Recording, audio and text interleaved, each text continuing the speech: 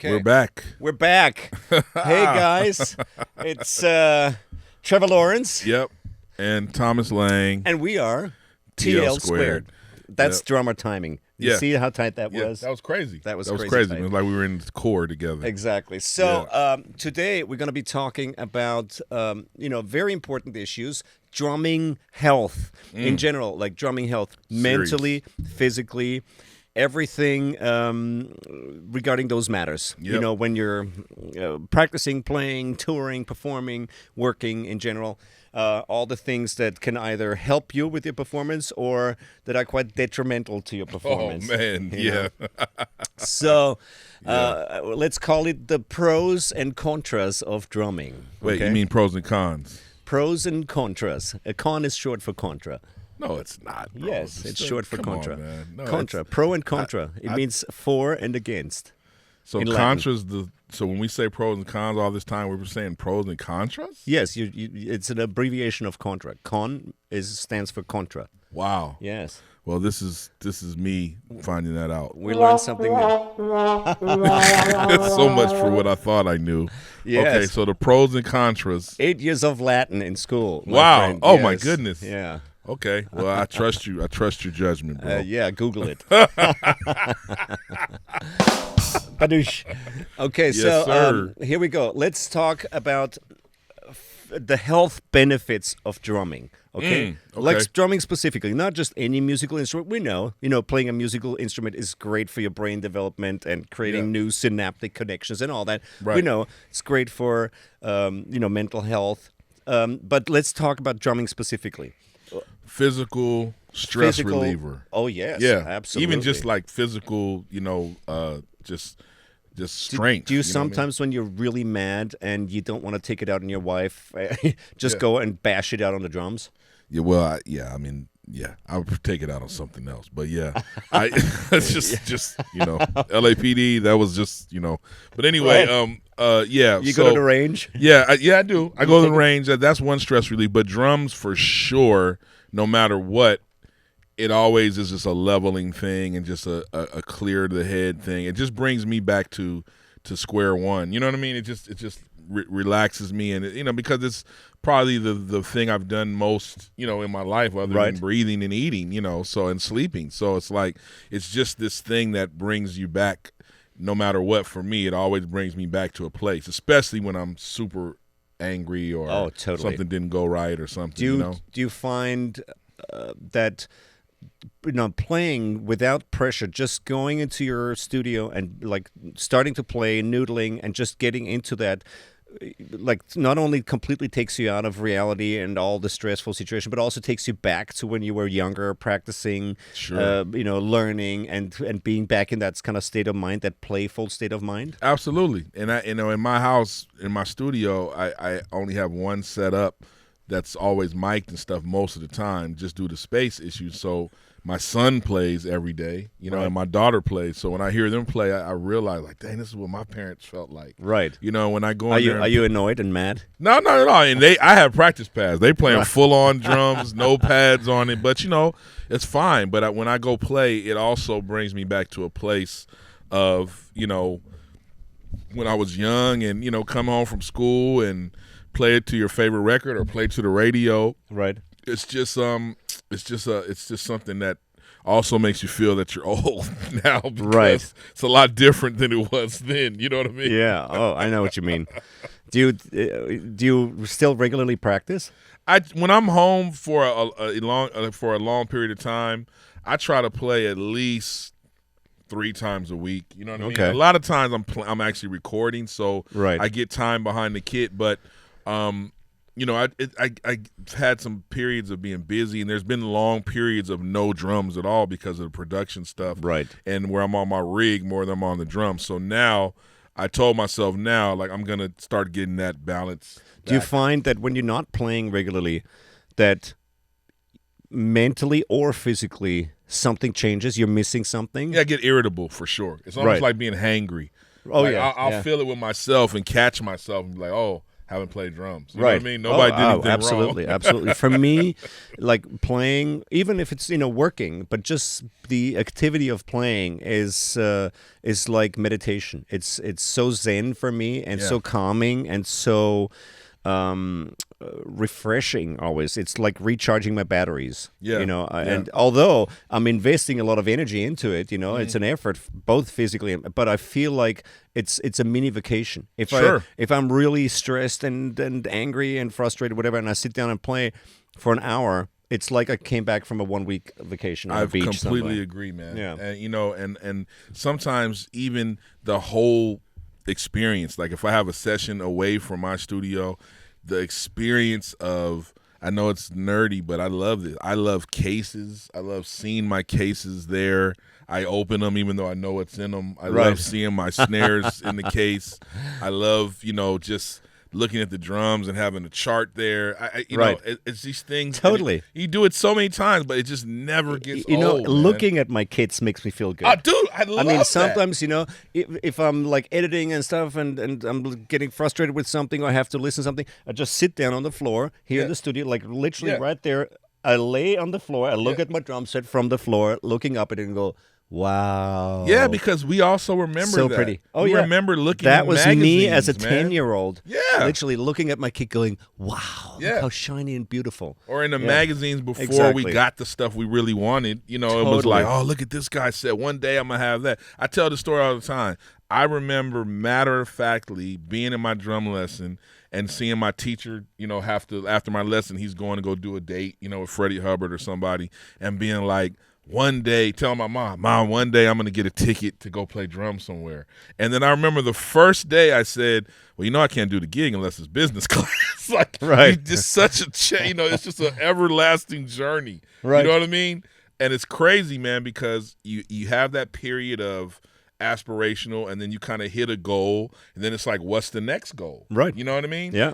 But the drums, man, that's, I know you as well as me, the passion will never go away. I know. Isn't that amazing? Full circle passion, too. Totally. And that, I think, for me is a huge health benefit, like a mental health benefit, to have something that simple that is so enjoyable and that is, we do with so much passion and emotional investment. It's always a feel-good thing for me, playing music, drums, looking at drums, talking about drums. Even me talking about drummers, talking about drums like this is like, this is fun. And setting them up, many times we do experimenting. Oh, yeah. We didn't need to do it, but we decided to just completely take it down. It takes a whole day. Yeah, man. It's completely wasted day, but how much fun is that? I know, man. People don't get that. I mean, other musicians have their own version of that.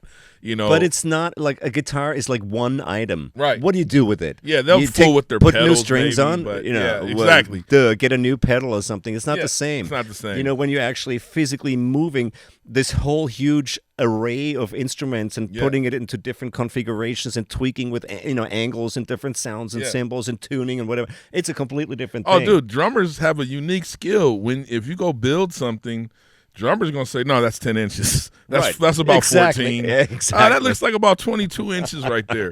You know what I'm saying? We have that whole capability. And like setting up a kit and tweaking your kit is like playing with Legos. It's amazing. In a way, man. you can get so creative with just constructing your own instrument and with little clamps and doodads here and there and a little splash cymbal over there. It's just assembling your drums is a creative process, and I think for me, that alone is a health benefit, mental health benefit. It's fun. It's like playing with toys. And what about that one thing, the euphoric smell of glue? Oh my God, when you delicious. Man, that is just from the heads you take to opening the head. You change the drum head, you take it off, and that first whiff of wood and glue. Oh my God. People don't know, man. That is they a don't thing, know. Man. That is a vibe. Isn't that the first thing you do every time you take a head? Like stick your head in there, go. Yeah.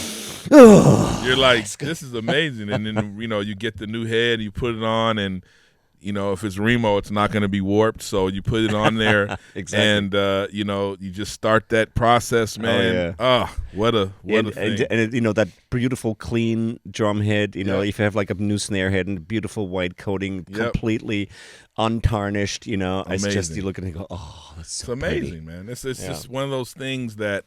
It's just one of those things that we get to do, and we still are doing our profession, but it's really not work, Absolutely. Yep. So that's obviously one benefit. And there's many other mental health benefits. Sure. Let's talk about playing with other people. Sure. And the social aspect of it, the communication, the feeling. That you're part of something, is sort of your tribe, finding your tribe in making music, hanging with other musicians, exchanging, creative ideas. I think that's for me, it always was very important for my mental health. It's no mistake that one of my best friends, like one of my closest friends on earth since I've been a kid, who's also one of my best man at my wedding, is a bass player. Right. He's one of the greatest producers of modern time as well, but he's also a bass player. Right. And, we won't hold it against him. From when we were young, that camaraderie happened. We've been in sessions where we're on different parts of the studio. Right. And we'll literally play whole notes.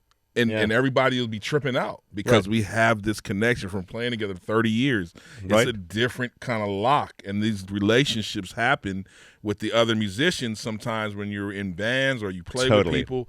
These are relationships, man, that are off the bandstand, on the bandstand. Totally. There are connections that happen, man. And it's magical when you, like you said, you play with somebody you've played with for so many years, and you have this mutual sense of time and feel and groove, and you don't have to talk about anything. You just feel each other. Yep. And as esoteric and weird as it sounds, but it is a very magical thing to find that moment with other people. Yeah. And it's something that really sort of connects people and human beings. I think it's a beautiful thing. Absolutely, man. I believe that. And I believe on the other side, for all the people that may be new to starting a tour or whatever, it's also really good for the music to have good relationships with your fellow people that you're playing with. Absolutely. And for any kind of, touring and social situation, of course, yes, for the music, but it makes everything easy if you get along with people and you're a decent communicator and the chemistry is right. Of course, the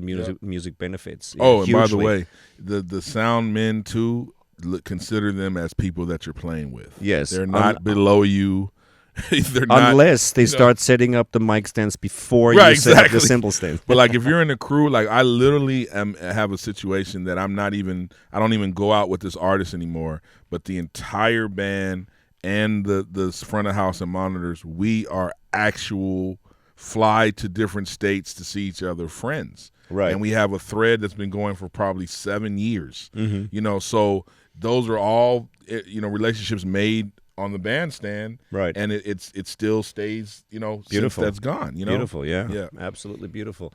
Now, other mental health benefits. Can you think of anything else? Why drumming is fun and good for us, good for our brains? Yes, therapeutic. I know some therapies actually. I've seen use drums. Absolutely. And to get, younger kids together and, it's therapeutic. The physical aspect of it is therapeutic. And then, historically, drums have been used for so many different reasons. Of course, like rituals, dance. Rituals, warning about enemy soldiers coming near, the taiko drum with the electronic, not electronic, but the stick that was hitting it by way of gears used to let the army know there was mechanical. Yes, exactly. So many things. Speaking, the drum communications of Africa and India and all that.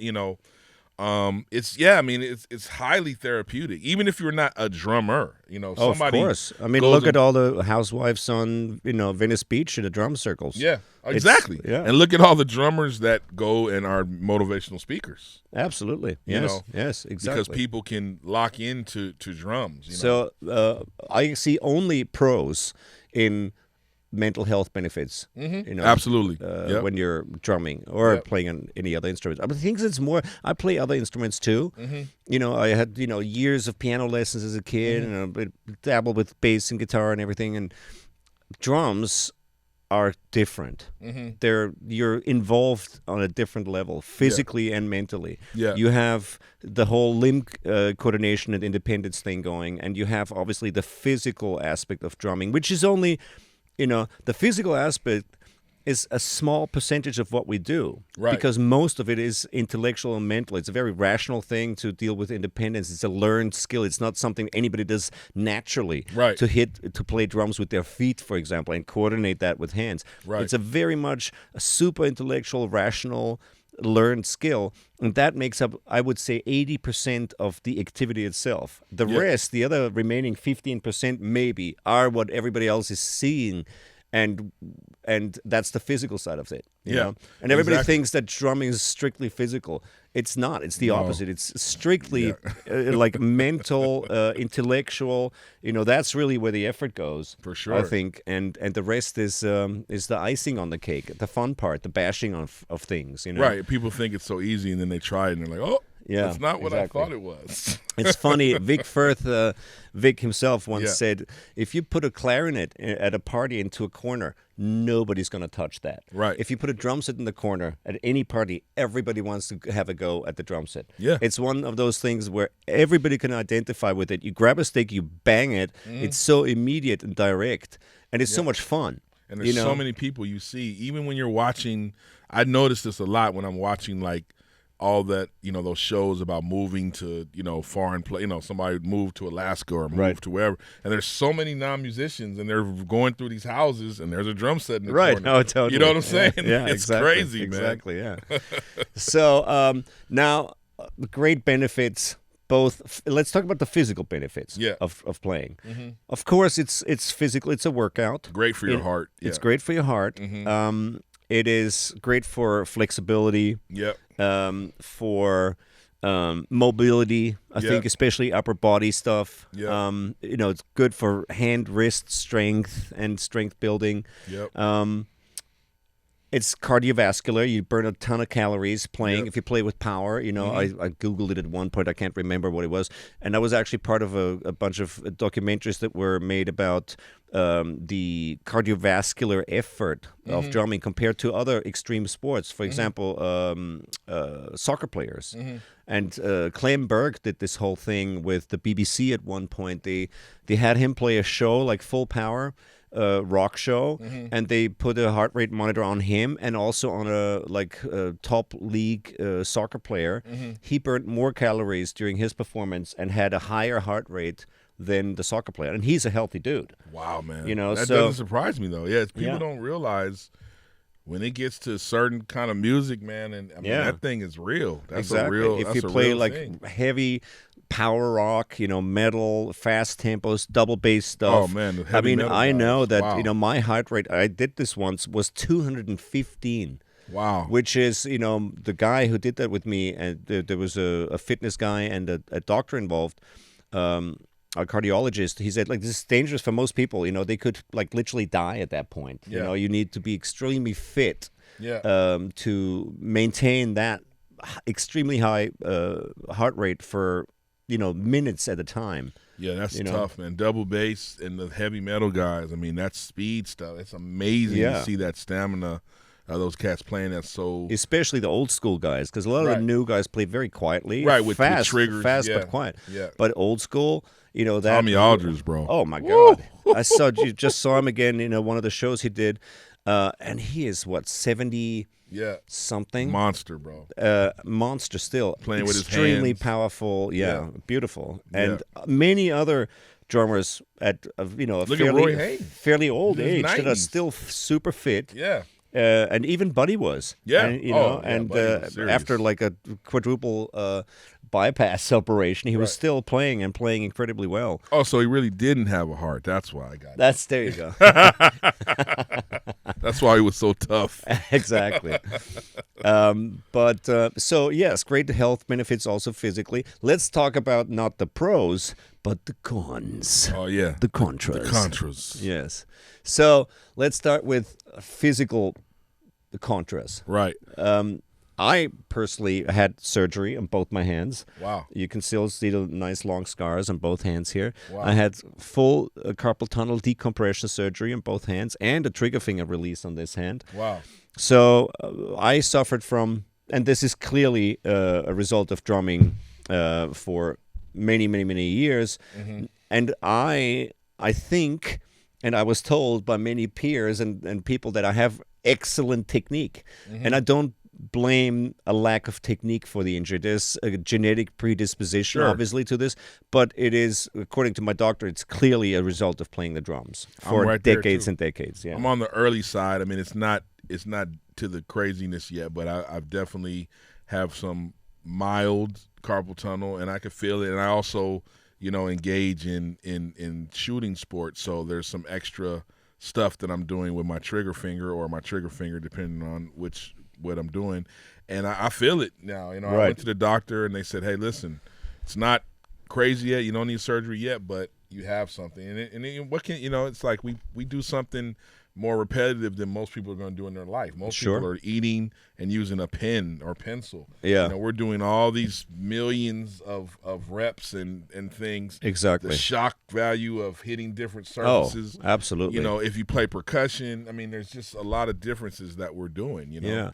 My hand surgeon said carpal tunnel is usually sort of brought on by a combination of tight grip and vibration, like bikers get it, or people who work with construction equipment, jackhammers, Caterpillar drivers, anything that kind of you have to grip and that vibrates and rattles. And of course, bikes that's too. Bikes, absolutely. Tough, yeah.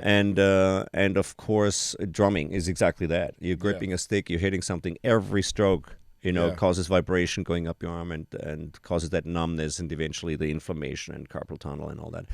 But anyway, I had surgery. It's gone. It's good. What else can we think of? What about your back? Well, I mean, we inherently, from most of the time, for most people, a good part of our career is loading in drums and loading them in the car, loading them from your house in the car, out of the car into the gig. A lot of schlepping. A lot. Stairs, Oh, yeah. Weddings where music is in a place that would never have music. Exactly. And they want you to go around the corner and down 80 flights of steps on a hill with a bass drum, Right, so it's exactly. like, we do a lot of that too. I mean, and it definitely can cause back problems, neck problems. And just simply sitting on a throne for sometimes, I remember production rehearsals and stuff like that, for 14 hours, you're sitting on that throne. And when you get up, it's like, oh, exactly. And everything, like your whole lower body's asleep and, your butt's asleep. And but also playing and moving, like rotating your upper body and your torso, literally like grinding on your, sacrum and the discs in your lower back, every time you move around to do this, while your feet and legs stay stationary. That obviously is causes a lot of wear and tear on your Like when you're in the gym, you're taught, I mean, if you're doing a back exercise, you can't move your neck because you'll strain your back. Right. So we're playing cymbals, looking over here at this person. Right. I mean, we're doing all these things that are crazy in the name of that's just what it takes to play our instrument. Yeah. And it does catch up with you eventually. It does, absolutely. So back issues is a big thing. I know many drummers who have got back issues, which often is a result of bad seats, drum thrones, and here's I know you too. You bring your throne when you travel. Yeah, one of the most important bad pieces of drones. equipment for me when I travel or play is the throne. Yeah, it's got to be. It's got to be because this is what I spend most of my time on. Yep. And if the throne isn't happening and working, I can't adjust it to the correct seat height. Yep.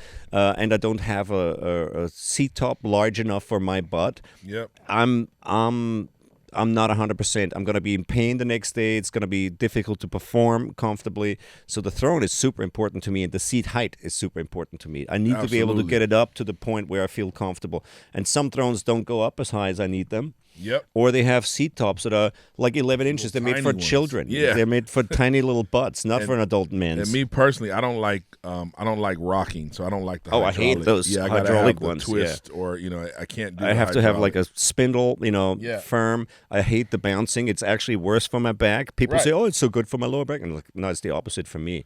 I don't believe it is, man. No. I don't see how that. And that helps. even like a minute sort of change in in height when I'm playing, with the hydraulic thrones. Yeah. Throws me off with Sure. like angles and surfaces on the kit. People don't. That's a huge thing. Is that ergonomic setup of our kit? How do we place our toms? What's the reality of how we're hitting the drums? Because I've seen a lot of things that decrease your fulcrum and your bounce. You know what I'm saying? Yeah. Stuff being too low and at an angle. I mean, shout out to Daru, my man. Daru, it's amazing. I know that Daru, he and plays I've the told him drums that, like Daru, your kit is easier to play from the front than from behind. It's amazing, man. I mean, he's like out here, Right. and it's a whole nother thing. But that's what works for him. No, it's great. I think he's and super it's a hip. visual thing. It looks like a modern art piece. Totally. You know what it reminds me of? It reminds me of Myron's 7 kit from the Pat Benatar's Wow. days. Remember Yes, that? of It's like a course. modern art piece. Yes. It just reminds me Wow. of an art installation. You know what I mean? Yeah, totally. I totally get that. It also reminds me of like the super early Traps kits. Oh yeah.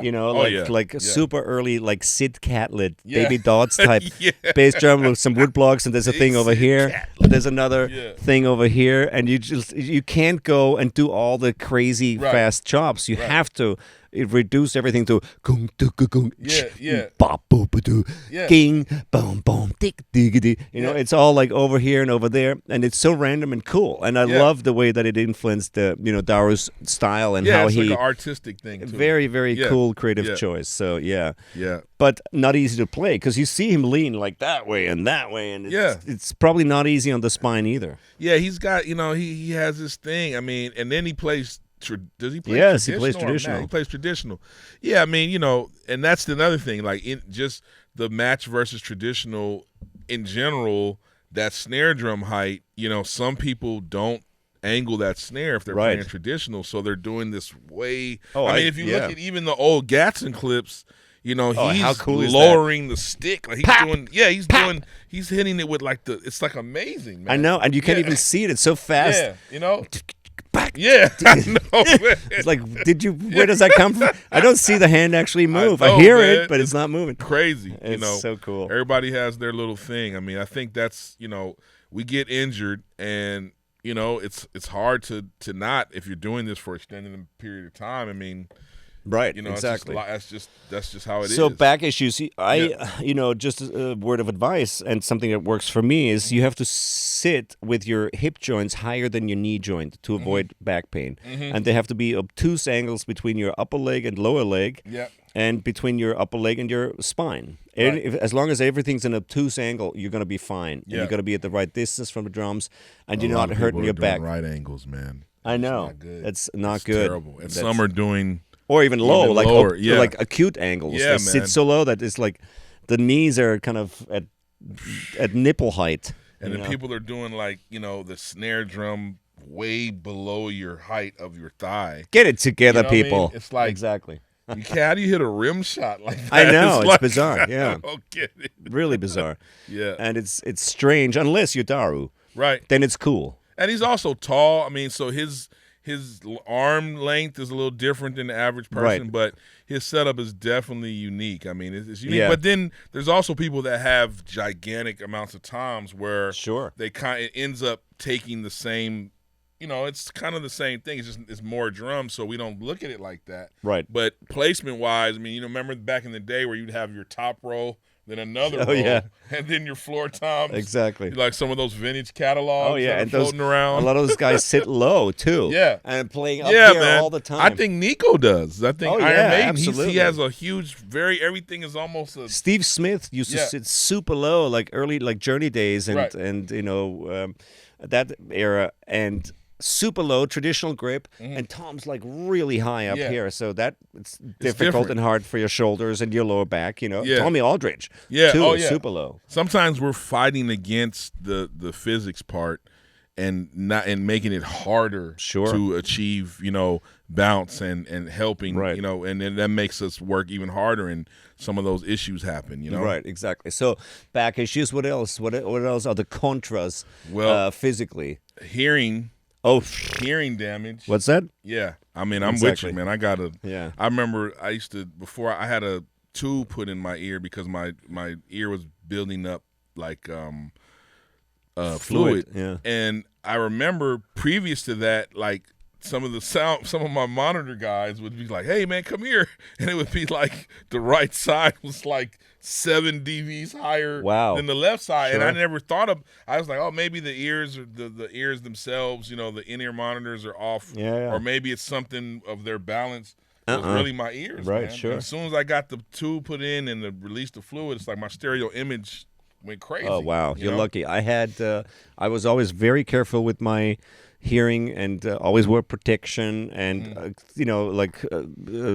sound isolating headphones. Even when I was a kid, like literally one of the first things my mom bought me when I started playing at age 5 was hearing protection, like headphones, and I was super careful up to a point of paranoia with it until I had a car accident in 2017. The airbag exploded on my ear. Wow. And caused massive hearing damage on one of my ears. Yeah. Wow. I have minus 70 dB at 4,000 hertz in my right ear. Oh wow, bro. So that's like I can't hear a tambourine with my right ear or like hi-hats, anything of that frequency range. It's gone. Wow, dude. I mean, and the other thing is too, in the 90s, it's just now in the last 5 or 6, maybe 7, 8 years, as a community, hip hop has now morphed into the actual reality of it's better to listen to things soft when you're, at least when you're mixing. Early on, through the 80s and 90s, the whole thing was how loud can it be, how much bass. I mean, and then, that used to be in cars too. In an enclosed car with 4 12-inch subwoofers. I mean, years and years, man. Studio with huge Osbergers, softening in the wall, and you're just at 10, So now finally you're seeing that change in people, the modern, thought process of, you know what? Which is very old school. Yeah, that's what it should be. Exactly. To save your ears. Exactly. Yeah. And also to hear. Right. Balances exactly correctly. Yeah. Wow. So hearing, that's a big thing. So protect your hearing, guys. Yeah. Very important. I use in-ear monitors at all times, and when I practice, I always wear headphones or in-ear monitors, sometimes both, for extra protection. So I'm very careful with what I have left, after that accident. I had some earplugs that do a even, I can't remember the amount of dBs, but I had them. They shot them with mold, so I have those too. I have molded minus. You can change the filters on them from like minus 15 minutes, 25 and 35, I think, dB. That helps a lot. Yeah, in those absolutely. Loud rooms. I have a dB meter right there. Oh wow. Yeah, so I can always, and I do every once in a while. I actually measure how loud things are in the room, just out of interest. So I can gauge whether I myself or it's like campers when they come here, other musicians should actually like protect themselves, and wear cans rather than have amps in the room and so forth to keep like the ambient noise, at a manageable level. Yeah. Plus, it makes you. I mean, sometimes people blow out their chops. I mean, you're just playing too loud. It's a lot better to play at a comfortable volume and let the drums translate and speak for you. You can't just bash everything, Right. Yeah, absolutely. Yeah. So hearing issues, other physical contrasts are like arthritis, osteoarthritis. I know a lot of colleagues who have issues with that, joint pain in general, because there's a lot of wear and tear on your joints, wrists, elbows, shoulders, all as a result of often posture issues or bad placement of things, the wrong stick choice. Stick choice, very important. What's the concept? Everybody has a different concept. Is there something that you fit? Did you change after your operation for your philosophy of sticks? No, not after the surgery, but I developed my own signature drumstick, and most people who hold my stick say, "Wow, that's beefy and big and heavy and like thick." Stick. It's like a drum corps, like a marching stick almost. But I developed this. I always felt more comfortable with thicker sticks, just naturally. And then I developed my own stick, and I worked with several different companies, and then eventually settled with Vic Firth, who made my signature model.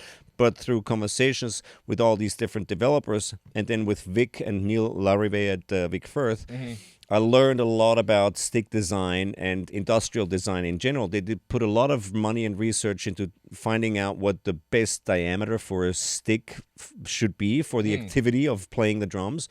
That, like industrially research into like kettle handles or door handles and tools and things like that. And most drumsticks are actually not, well, and the most popular drumstick of all, the 5A, was not designed for drum set playing. In fact, Vic Firth made his own mallets for playing timpani. He was a timpanist in the Boston Pops. Exactly. So he decided at one point, he wasn't happy with the sticks available. He made his own drumsticks. They were straight, they were weight matched, and just perfect. And he put a mallet on the end. After a while, other colleagues approached him and said, "Hey, can you make me a pair too? Your sticks are the best ones around." She started doing that, and then drummers approached him and said, "Hey, can you make me one of those great straight sticks, just without the mallet, with a tip on them?" So he used the timpani stick itself, put a tip on instead of a mallet, and that became the 5A, which is now the most popular drum set stick, 5As and 5Bs, which was never designed for drum set playing. But it just became so popular. And for drum, if you look at old sticks, like, old marching sticks, even old classical sticks, they're super thick at the end, at the butt end, and thin towards the front, light towards the front for classical music. Marching sticks are big and beefy. If you look at field drumsticks, any historical drumstick is freaking a broomstick. Right. And the thing is that for what we do, the more skin or the more wood is in touch with your skin when you're holding the stick, the more sensitive you are to vibration and rebound and movement of the sticks, which means the easier to control. So the thicker the stick and the shaft where you're holding it, the better for control and technique. That's why marching sticks are still so thick and beefy. Of course. I agree with that. And I have kind of fairly big hands. I feel like also what happens is you start getting into the sonic aspect, because there is one. So there's definitely a difference in tips and in weights, how that affects the cymbal if you're swinging. Completely different animal depending on the stick. And Vic also made that very popular, because back in the early days of my playing, when this stuff was kind of still new, that one stick was super popular, which was that SD2 Bolero. Sure, yeah. Because it was a thick stick with a tiny tip. Yeah. And, that was a very popular concept. Now what I play is like a fusion stick, it's called, which is the same concept. Not quite as big as yours, but same concept. This is not it, but it's like a fusion. They call it acorn tip, and it's like a thicker, it's between a 5A and a 5B. And, basically they Oh, that's them. Let me see. These are mine, yeah. Yeah, these are crazy. Yeah, they're now that, I sat down with them the other day. I mean, they're not terribly big, and they're very balanced. So it's not like, I don't know if I'd swing with them, but no. And they weren't designed for acoustic jazz and combo playing. Pocket. I mean, I feel it. It's very balanced. Yeah, exactly. And they're thicker, and again, the ideal thickness of a stick for what we do on the drums should be the diameter of your thickest finger. So your middle finger should be about as thick as your stick, or vice versa. For the best possible grip.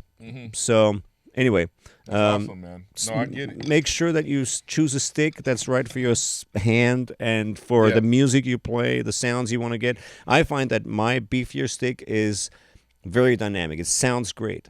There's a lot more weight falling onto the drum, which of course affects the sound. But that's a consistent snare drum sound. That helps with absolutely. a very consistent snare drum sound. I have to be careful choosing ride cymbals, because this stick makes a standard ride sound like a crash. Too much wash. Right. So I have to use really dry rides, but I want that sound anyway. So and beware of people that, all the people that just, you're going kind of into a retailer a little bit aimlessly, just looking for a stick, that there are a lot of sticks out there that are just, kind of like, I don't know how ergonomically sound they are. They're just because, these companies make a lot of different choices, and they that might not be the best thing for you. I mean, a longer stick might not automatically work for you. So don't buy them just because they're on sale, or just because someone else is using them. Exactly. If someone else is 6'6" with a gigantic hand, it's going to be work for them. Right. But it won't work for you, and you'll be fumbling and dropping sticks all over your kit. Totally.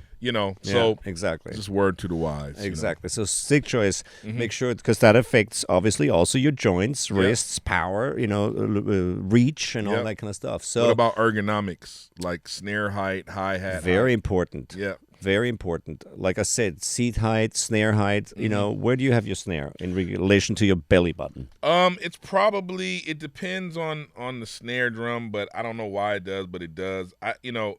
I can't tell you that. I have to go by my hi-hat to snare relationship. Okay. I like a certain amount of gap between the two.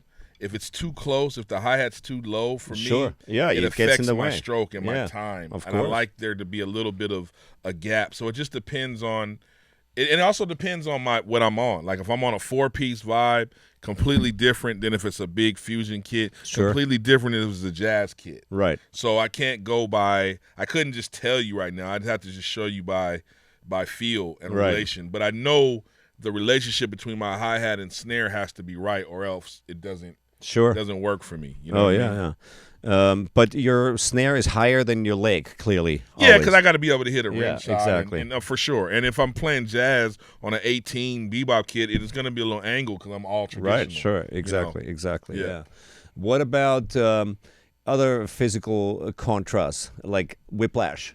All the rock and heavy metal guys know about that. You have to be I don't have any very hair, careful. So it's exactly. okay. Knee. What about knee pain? Let's talk about your knee pain. Do you have any knee pain? I haven't experienced that one yet. Good. So I've had some hell of a Charlie horses though. Oh yeah. Wah wah wah. Yeah, I did a show once in Australia, and I swear to you, bro, it's the classic. And the other musicians always make me tell it. Right. And it's a big festival. We're outside and we're doing band introductions. Right. And so they see me, and I'm just getting up and I'm going for it, standing up, playing, and they're like, "Wow, man, Trev is really on tonight." And I'm going crazy. I would never do that. Bro, I had a Charlie horse that started so low. I thought I was having a stroke or something. Oh, really? It was going all the way up my leg, my full hamstring. So I stood up to try to stretch it. Right. But we're still playing, and I was just like trying to play, man. Classic, bro. Oh, man. Classic. I mean, that can happen, too, if you don't properly stretch. Right. You're in different climates sometimes. And it's more humid or more dry. You don't drink enough water. Yeah. In my case, it was Woodward before the show without enough water, and that did it. You know what I'm saying? Right. So I actually made a song later called "Call Me Mr. Woodward" on my blues project. But cool. Man, I think that stuff matters too. Stretching, sure, yeah, absolutely. stretching's important. But I know a bunch of my colleagues who have serious knee issues as a result of swivel technique, I've seen those fast guys do that. kick drum swivel technique. Yeah. Because what happens basically is that when you leave the ball of your foot on the pedals and you swivel right and left, your tibia is rotating inside of your knee like that. The whole and grinding away. That can cause a lot of issues with your meniscus and your cartilage in general, and a massive wear and tear because you're pressing down, so you're creating pressure downwards. And grinding and rotating. Oh yeah, and those guys are so fast for so long. Exactly, and crazy. Years and years of practicing that can cause some serious deterioration in your knees. So you got to be careful about things like that. And you don't notice it. You're doing this for a few years and you think all is well, and then you hit your 30s or mid 30s, and suddenly you can't walk anymore. Different, bro. You start feeling, and you have to really the need to stretch, to do your stretches with your wrists. And whatever you may do, that stuff is important, man, because it's nothing like being all tight and you go for something and it's just not right, or your body says gives you the Dikembe Mutombo finger. So. Exactly. Let's talk about things we often deal with that are also a challenge physically and mentally, like jet lag. Oh, unsung. What is your jet lag remedy, man? What have you learned? What works for you? So I literally was just in Africa last week, and I had to. That's a 9-hour difference from LA, so it wasn't terrible. But one thing they do that, in my opinion, that helps is we leave at night, on the red eye, so that kind of helps.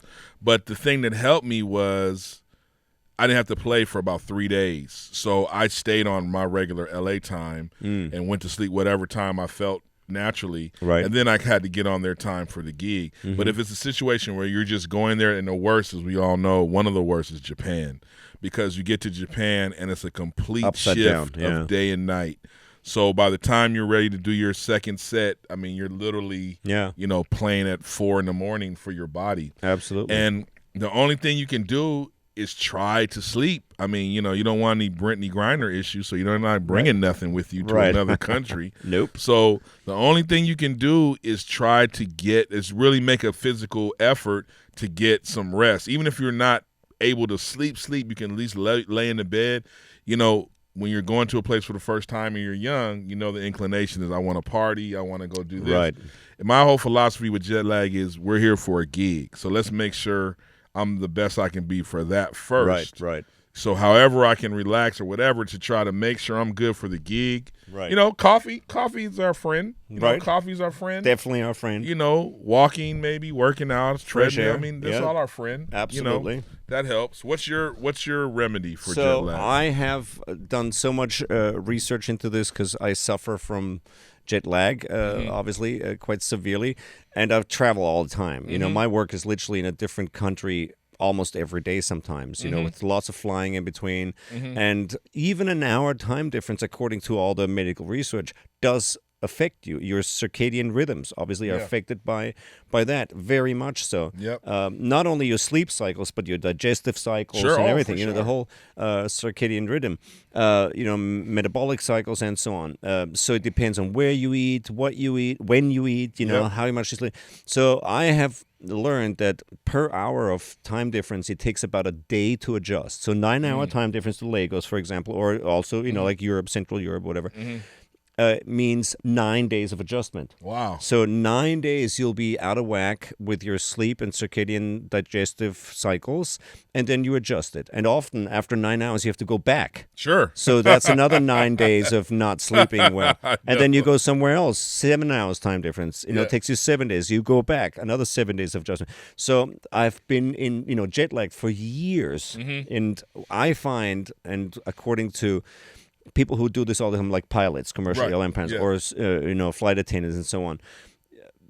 Daylight, exposure to daylight during the day helps wherever you are. So wherever you are, go and expose yourself to as much daylight as possible, and then sleep when you can. Yeah. That's so, about right. Whenever you're tired, try to get sleep. Yeah. And that's the only solution, So when you're tired, give your body the rest it needs. And that, for me, honestly, and we're speaking about, health issues for drummers and musicians, that's the most important thing. If I'm well rested, there's no issues. I don't have any back issues. I don't have any pain, nothing. I'm well rested. I'm fit. I'm feeling good. I can totally perform at a peak level. Yep. Sleep is super, super important to me. And that's what I do. I sleep when I can, wherever a lot I of go. times people get, there are, you're going to, in your career, you're going to do some zombie shows. Oh, my God. I have done many of those. And some really weird moments with, like, drivers and stuff. Like, when you're so pooped, you arrive somewhere and somebody wants, you meet somebody and he's like, oh, my God, I love your stuff. And they're blah, blah, blah, yapping in your face. And you just came from a 16-hour flight. Yeah. And you're sitting in a car next to somebody. You go, dude. Yeah, it's not the time. Not the time. Good night. Or, the Blue Note in Japan, it's like you're getting there, or the billboard, and you're like off, and then they have just gigantic feast of all the most heavy food you could ever imagine before the gig, if you don't tell them otherwise, and you do that, and then you're like, oh, it would normally be 4 a.m. for me right now. We're getting ready to start 2 sets. You know what I'm saying? It's like, it's really crazy. Yeah. I mean, that's when the musicianship and professionalism side comes in, and these are things that that attest to what we talk about, which is you're not going to learn this just when you're in your garage making a video. Exactly. These are the things that shape your character as a musician, and you have to experience that on the road while you're doing it. That's how you learn it. There's no other way. You can't read a book on jet lag and deal with it that way. No, you have to feel it. It's not easy.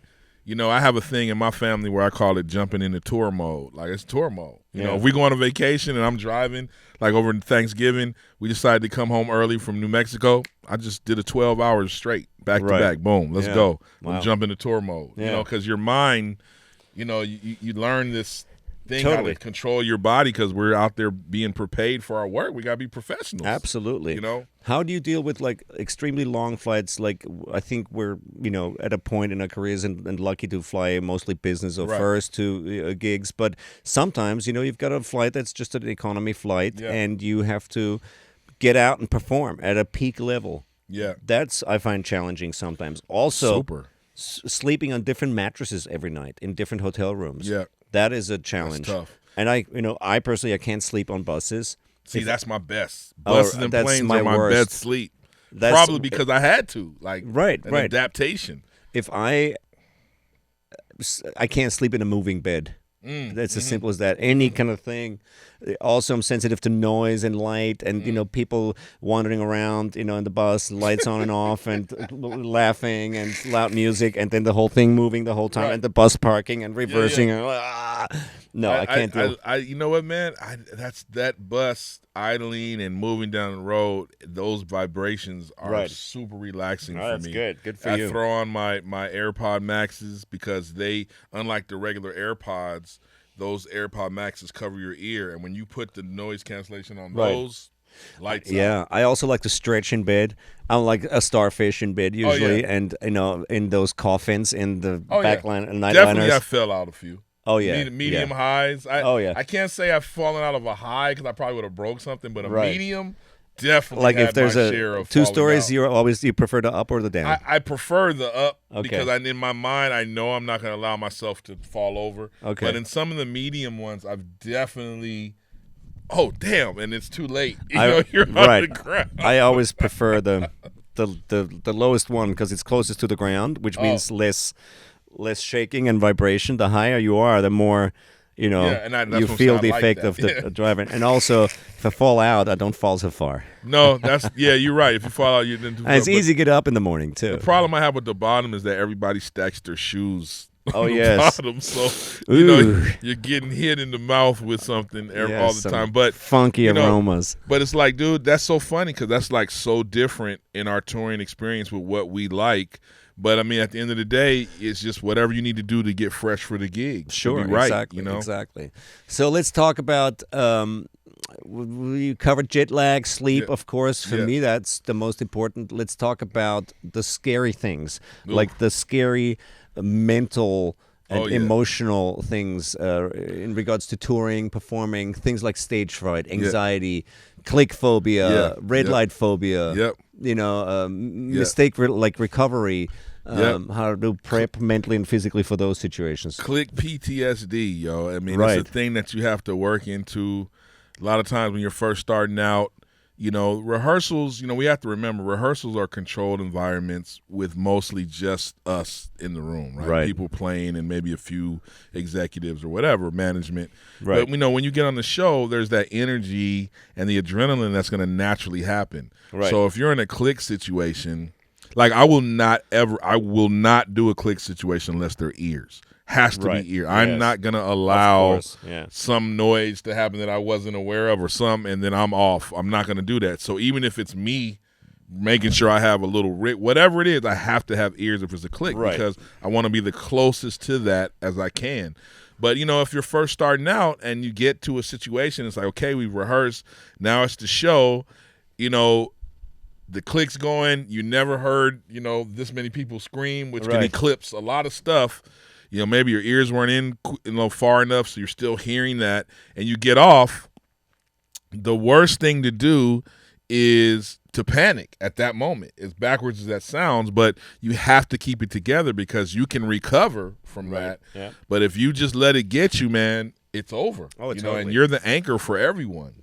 I completely agree. And Murphy's Law, if it can go wrong, Right. it will go wrong. And I think it's important when you're performing and that you mentally prepare yourself for that. It happened to me in many situations where the worst possible scenario actually happened. Whatever the sequencer rig went down. Right. ADATs, remember the Right, sure. like what rig A went down. You have to have B rig, synced immediately, or a second computer, whatever it is today. and you have to mentally prepare for this and rehearse those things Yeah, before absolutely. you go out there, so there's no panic, Yep. and no bad decisions are made when things go down. And Sure. it happened to me many times, and that can be extremely traumatizing. Oh man. You know, I remember a situation where the dumbest little thing, one of those little quarter-inch, 8-inch to Yeah. quarter-inch headphone adapters was not working, Right. and because of that connection being loose, I missed the first couple of beats of accounting for a song. Yeah. And when I actually then heard it, because it was like a loose wire, Mm-hmm. so it was basically going click, click, Oh click, click, man. and Yeah. wherever those 4 clicks were, I thought that was the beginning of the song. Oh. So it counted in the rest of the band, but I was already like 2.5 bars into the song, Oh man. and everything was off from that point on. And I didn't know until the chorus hit and the chords came in from the sequencer, and the singer was completely off and completely the wrong chords. Everything was wrong, and then there was panic and the singer not being very experienced. Then when, oh crap, I'm in the wrong part of the song, my mistake, and went back to the verse, thinking that she was early, but it was my mistake, and then sang the verse over the chorus, and then the whole band is like, what are we, verse or chorus, what's going on? And it was a complete train wreck because of a tiny little piece of equipment, that cost literally like $1. And they're looking at who to blame. Of course, they're going to say Of it's the course. drummer. Of And, course, in that scapegoat. situation, again, in a way, I was to blame because I had a faulty, crappy, cheap piece of equipment that everything hinged on, basically. Right, that's true. So that's another thing we can say is that if you're bringing your own ears, which we all do, right, and you bring your own ears to something, those little adapters you got to make sure that stuff is right, totally, or cables, totally. or, extension cables, whatever, because Exactly. it's going to be right going to their pack 99% of the Totally. time. And if it can go wrong, it will. Yeah. So make sure it can't go wrong. Wow, So- that's real talk right there. Yeah, man. and so that's an issue that can be traumatizing, and then you have to recover from that. Yep. And that I Yep. think psychologically, emotionally, can be challenging. I know many people who, because of incidents like that, have stage fright. Sure. So it's a thing you have Yeah. to learn to deal with, and you have to learn to deal with things like rejection. I think in our business is very important because Absolutely. 50% of the time you get rejected. Yeah. At auditions, at performances. Half the audience may like what you do, the other half doesn't like what you do. Yeah. Lady Gaga probably has 300 million super fans and Right. like 700 million people who don't dig her at all. Right. And you have to deal with that, for example, emotionally. Sometimes that's difficult for people. Yeah, and sometimes it's just not going right as a unit, or you might have funny sound just where you are. The equipment just wasn't that good, and it's just not going to be the highest level show you can have. Totally. And sometimes you just got to deal with it. I Just just went accept through it, that. exactly, Yeah, I just went through that where it wasn't, the piano wasn't right. Right. We didn't hardly get a sound check. And you just got to go and do what you do. Absolutely. And get through it as And best you sometimes can. those shows with weird equipment Right, are turn the out to be best. amazing. Yeah, exactly. And other times they're like, meh, wasn't our best day, so Yeah. move on. Or something happened, you all of a sudden you broke all these Do you sticks. cook? Yeah. Oh, for sure. Yeah, I cook. Yeah. Sometimes you cook something that's like, that turned out great. Right. And sometimes you experiment and you cook something like, yeah. Yeah. And my kids are real quick. Right. Yeah, Dad, nah. Yeah, exactly. Nah. And it's I the don't really same like with, this one. some performance great. You have to just move on, and And deal don't with beat it. yourself up about it. Because Exactly. that can trigger all kind of other things. It's like no one's perfect. And you know what? We're live musicians. We're being paid to bring a live element to things that are sometimes programmed and are going to be perfect. Right. And it's just not perfect all the time. So you can't beat yourself up. Absolutely. That can make your mental health not really make you in not a good place. What about like click PTSD or like red light phobia? I know people who lose it when the recording button is engaged. They're great. They're playing in the studio. We run through the song, everything cool. And then the guy goes, okay, let's do a take on this. Oh, and dude. suddenly it's just a complete miss. I've like the seen one that. guy is like literally sweating, like, oh my God, Yep. this is the take. I've And seen loses every it. instrument, bro. Yeah. I've seen that. I've seen that on both sides. And it's just a thing where that's just how some people are. They just have that phobia. The click thing for us, because mostly we're the ones. The thing that, and maybe, to me, it's not doing the music justice if I'm the only one that has click. Sure. I don't like that. Yeah. I feel like you don't have to have it as loud as me, but why don't you have something? You know, sometimes you see no one else. Oh, I don't need click. I don't need click. I don't need click. Right. Man, just have a little bit in there. Yeah. We're playing to something together. Exactly. You know, of course. That's one of my phobias that I see sometimes with other instruments. But you know, the click thing, man, it's a thing of you got to learn how to relax. You know, yeah, some fills may rush, some, you know, and it may, but you got to just learn how to relax and try to keep that to a minimum. And if it does by some chance, make sure that the meat and potatoes is there. Right. That's why you shouldn't be doing fills that make it so you can't even hear the click. Right. You know, these take a chance fills on a vocal song where it's like, look at me, look at me, look at me. It's everything I know in 4 bars. Right. You know, going into the verse. It's like you have to be cognizant Why of the do only music. drummers do that anyway? It's crazy. It's so Everybody stupid. would get fired. Totally. If a guitar player starts soloing exactly. right into the verse and they're just like, bing, like, I what the hell? never got that. It's the weirdest thing. I know. It's bizarre. Yep. Anyway, but we're at the end of our podcast today. Man. We'll talk more about So like fast. prepping before a show, other like health and fitness issues, routines, working out on the road, and other like pros and cons of drumming, touring, performing in upcoming shows. But that's it for today, guys. Yep. Thanks for checking in and checking this out. Yep. I'm Trevor Lawrence Jr. I'm Thomas Lang. And this is TL TL squared. All right. Peace out.